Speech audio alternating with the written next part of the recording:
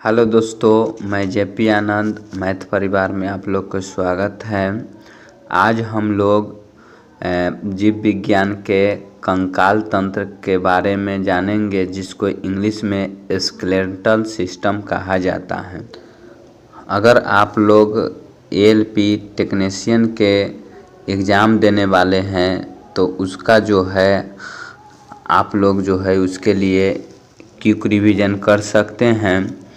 जल्दी जल्दी इस वीडियो में हो जाएगा रिवीजन, तो आप लोग जो है मेरे साथ वीडियो में बने रहें। तो देरी नहीं करते हैं, प्रश्न की ओर चलते हैं।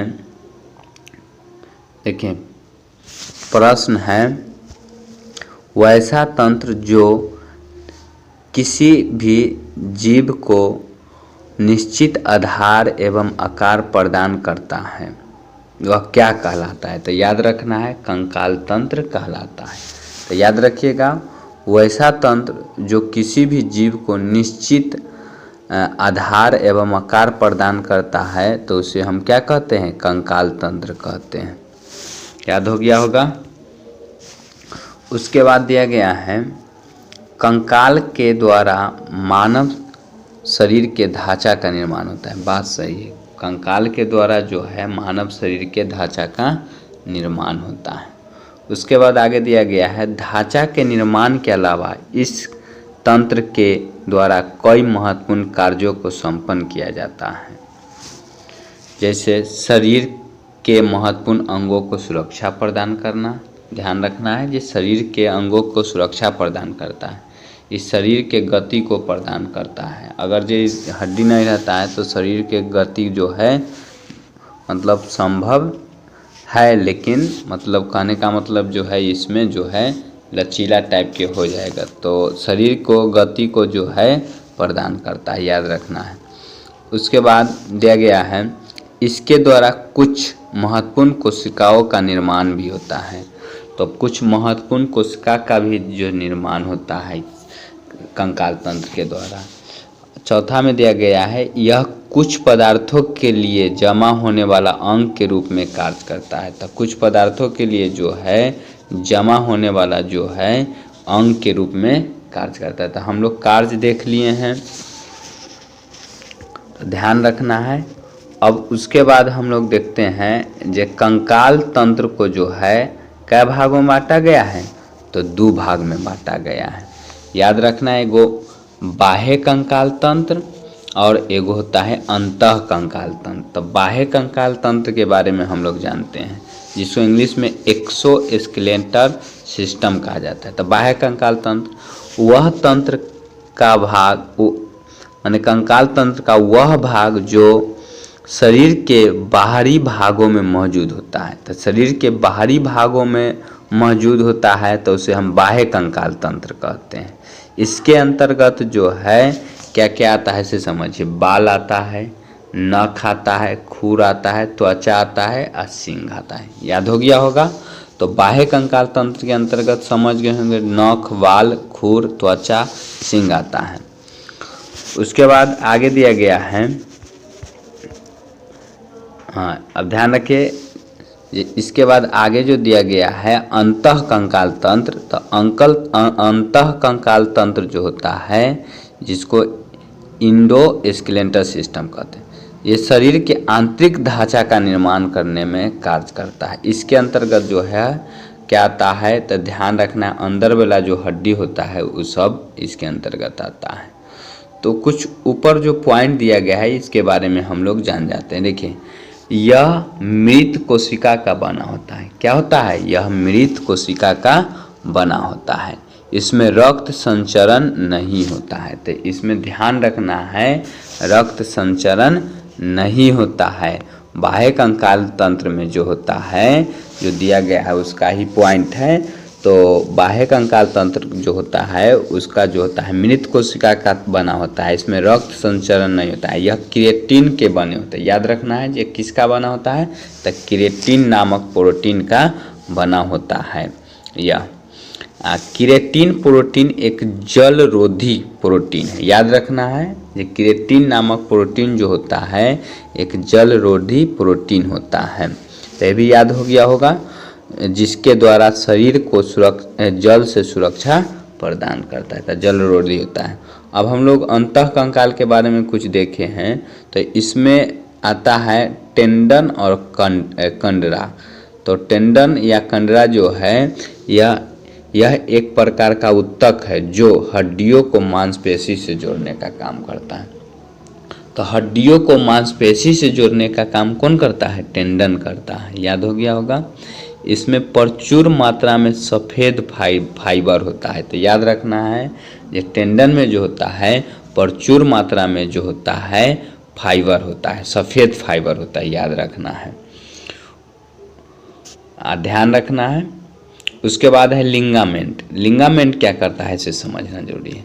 लिंगामेंट या स्नायु बंधन, यह भी एक प्रकार के संयोजी ऊतक है। ध्यान रखना है जो लिंगामेंट या हड्डी जो होता है कौन सा ऊतक होता है? तो संयोजी ऊतक होता है।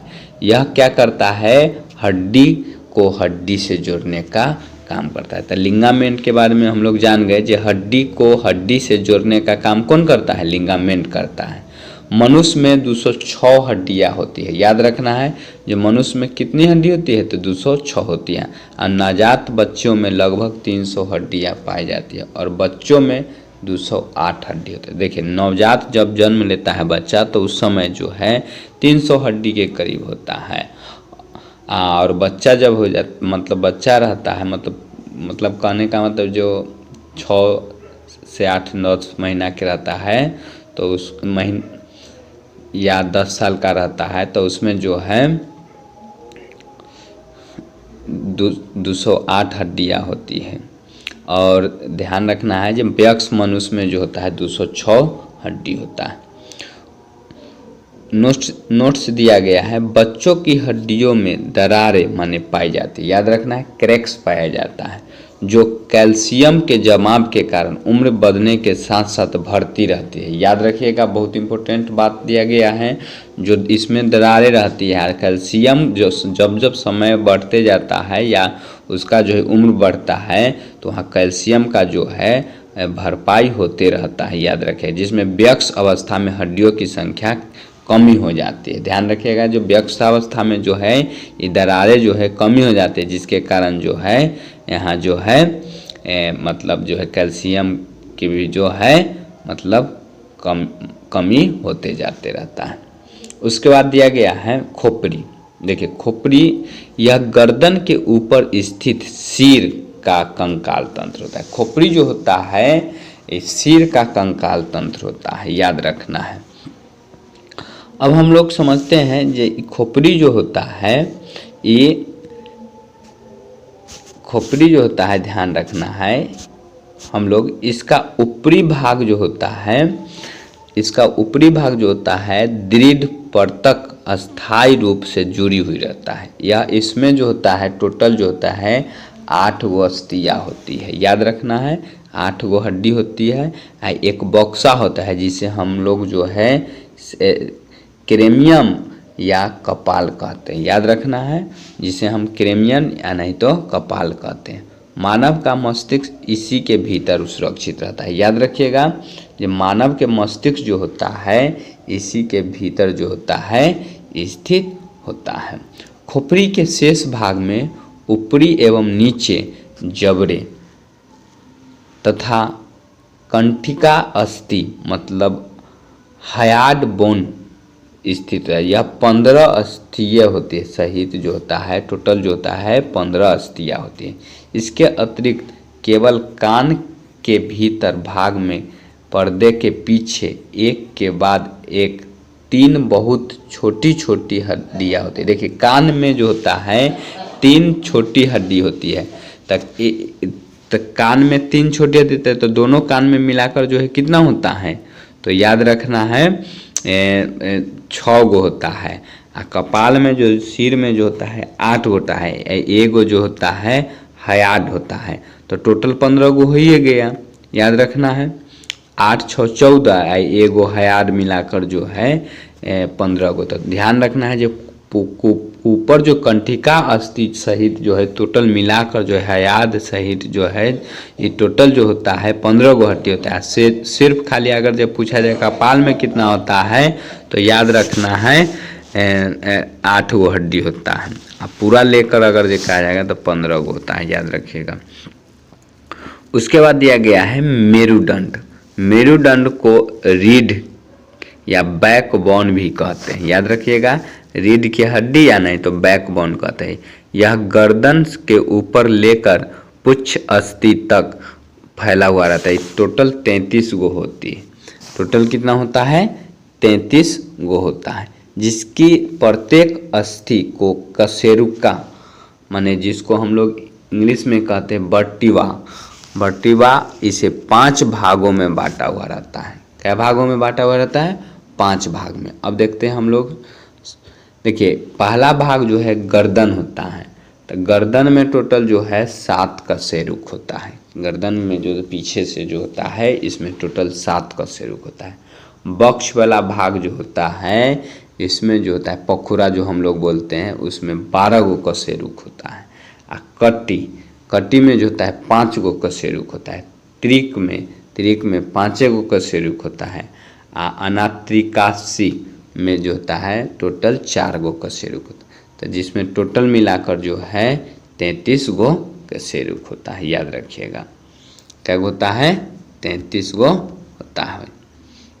उसके बाद दिया गया है 2 अस्थियों जो होता है अस्थियों त्रिका अस्थि तथा अनुत्रिकास्थि बनती हैं।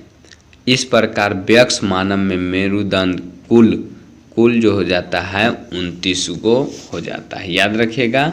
टोटल जो है ये दोनों जो है एक साथ जब मिल जाता है तब टोटल जो है इस प्रकार जो मेरुदंड की संख्या जो हो जाती है 29 गो हो जाती है, याद रखिएगा ये बात की।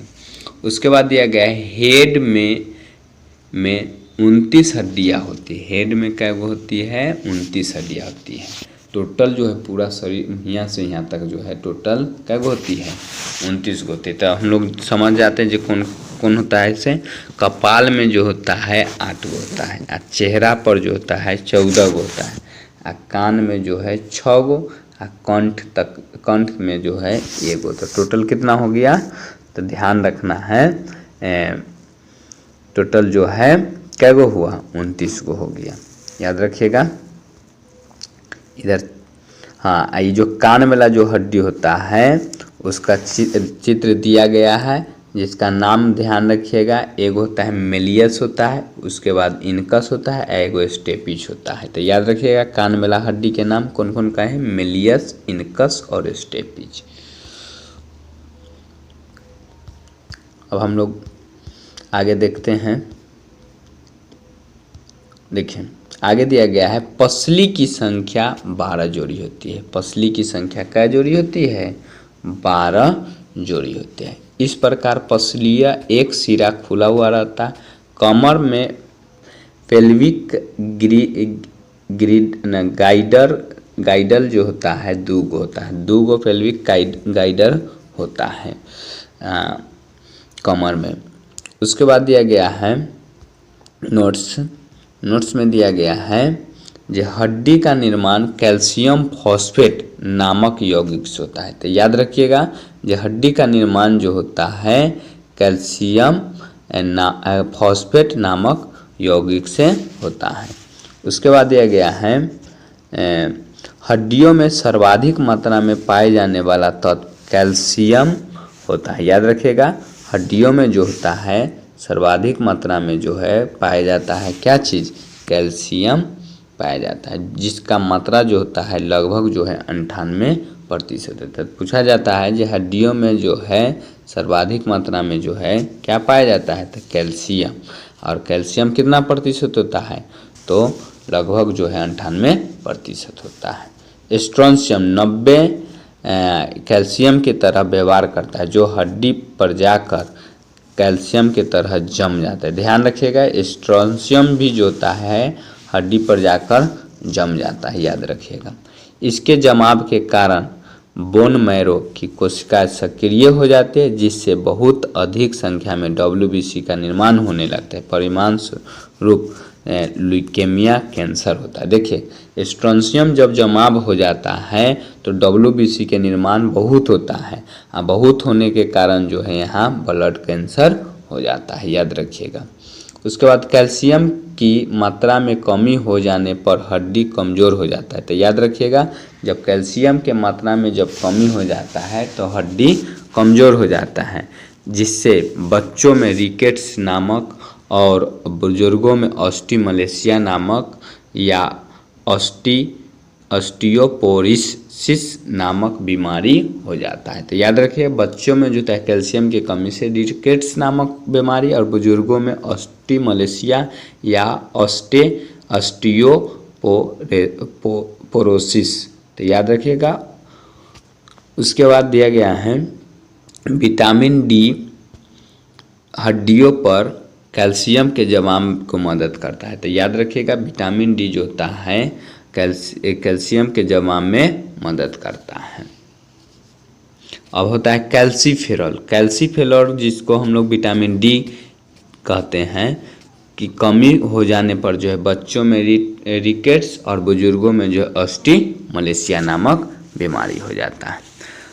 शरीर की सबसे लंबी हड्डी जो होता है फीमर होता है। याद रखिएगा, शरीर के सबसे लंबी हड्डी जो होता है फीमर, तो जो कि कहाँ होता है, तो याद रखना है जांघ में होता है। याद रखिएगा, कहाँ होता है, जांघ में। और सबसे छोटी हड्डी याद रखिएगा स्टेपिज होता है, जो कि कान में पाया जाता है। तो ये भी याद हो गया होगा।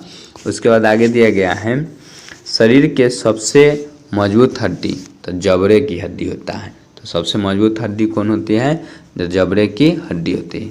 अगर आप लोग के यह वीडियो अगर अच्छा लग रहा होगा तो मेरे चैनल को सब्सक्राइब करें और दोस्तों के साथ शेयर करें। चलिए आगे बढ़ते हैं। कशेरुक दंत की संख्या जो होती है टोटल क्या होती है, तो 33 को होता है। याद रखिएगा, कशेरुक दंत की संख्या कितनी होती है, 33 को होता है। सबसे छोटी हड्डी या मजबूत हड्डी ध्यान रखिएगा, सबसे छोटी हड्डी स्टेपिज होता है और मजबूत हड्डी जबड़े की हड्डी होता है। पैर में फीमर के अलावे टिबिया एवं फिबुला नामक 2 हड्डी पाया जाता है। याद रखिएगा, टिबिया एवं फिबुला नामक हड्डी जो होता है पैर में पाया जाता है। और हाथ में ह्यूमरस के साथ साथ रेडियस और अल्ना होता है। याद रखिएगा, रेडियस और अल्ना जो होता है हाथ में होता है। ध्यान रखिएगा, ह्यूमरस जो होता है बाहाँ बेला में होता है और रेडियस और अल्ना जो होता है याद रखिएगा आपको घुटनी से माने केहूनी से जो है नीचे वाला जो पार्ट होता है और कलाई के बीच वाला जो पार्ट होता है वही में होता है रेडियस और अल्ना नामक 2 हड्डी होता है। याद रखिएगा। उसके बाद लिखते समय 8 हड्डी का उपयोग होता है। याद रखिएगा, ये भी बहुत इम्पोर्टेंट है।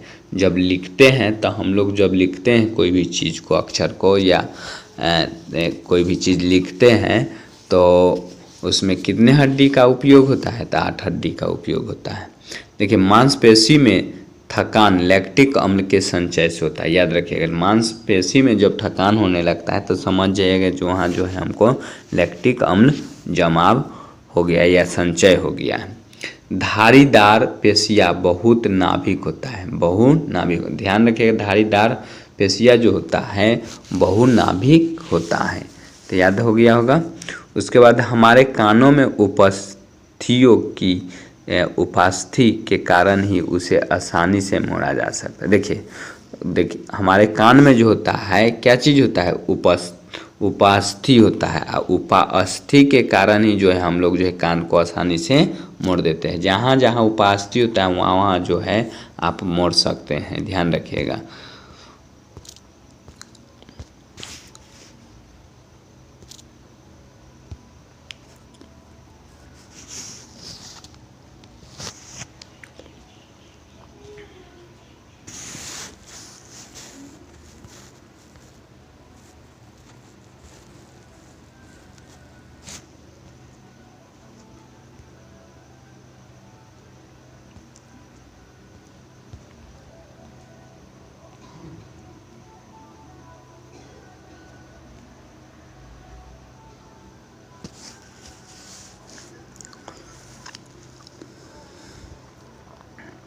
उसके आगे दिया गया है एक्टिन मांसपेशिया का वह भाग जो संकुचन उत्पन्न करने के लिए सुकुड़ता है। ध्यान रखिएगा, एक्टिन जो होता है संकुचन उत्पन्न करने के लिए सुकड़ता है, याद रखिएगा।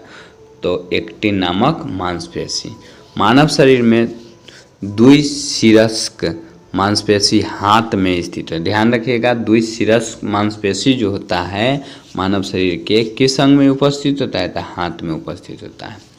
सार्कोलेमा वह झिल्ली है जो मांसपेशी तंतु को कवर करती है।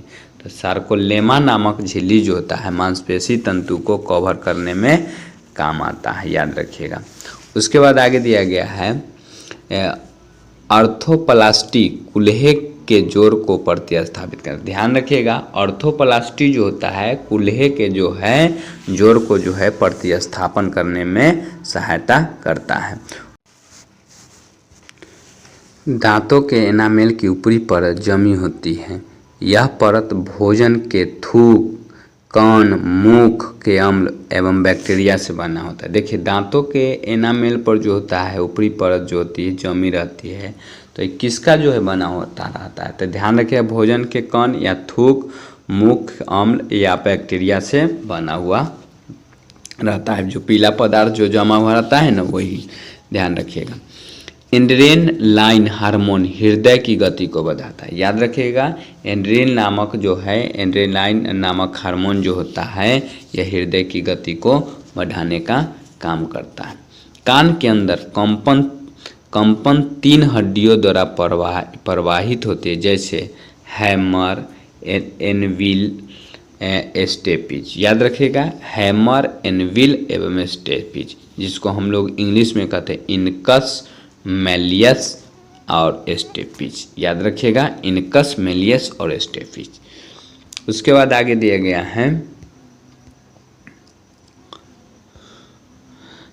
स्कुल, मतलब खोपड़ी में 22 हड्डियां पाई जाती है, जिनमें ध्यान रखना है कपाल में 8 गो और चेहरा पर 14 गो, टोटल जो हो गया 22 हो गया। तो खोपड़ी में जो होता है 22 हड्डियां पाई जाती है। हार्ड बोन सिर के छड़ के रूप में जो है यह हड्डी पाया जाता है, बीचे बीच जो होता है लटका के, मतलब मस्तिष्क को रखने का काम करता है, याद रखिएगा।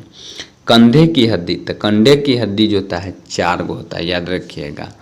और दांत माने मनुष्य के दोनों हाथ में रहता है, ध्यान रखिएगा 30 गो और 30 गो, टोटल कै गो होता है? 60 गो होता है। मनुष्य के दोनों पैर में, तो इसमें भी 30 गो, तो टोटल कै गो होता है? 60 गो होता है, याद रखिएगा। उसके बाद आगे दिया गया है कलाई की हड्डी को कार्पल्स कहते हैं। तो याद रखिएगा, कलाई की हड्डी को क्या कहते हैं? कार्पल्स कहते हैं।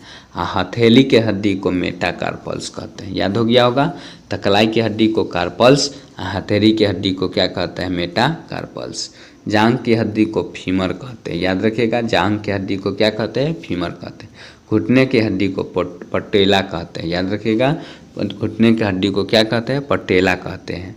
और तलवे की हड्डी को मेटाटार्सलस कहते हैं, याद हो गया होगा, तलवे की हड्डी को क्या कहते हैं? मेटाटार्सलस कहते हैं।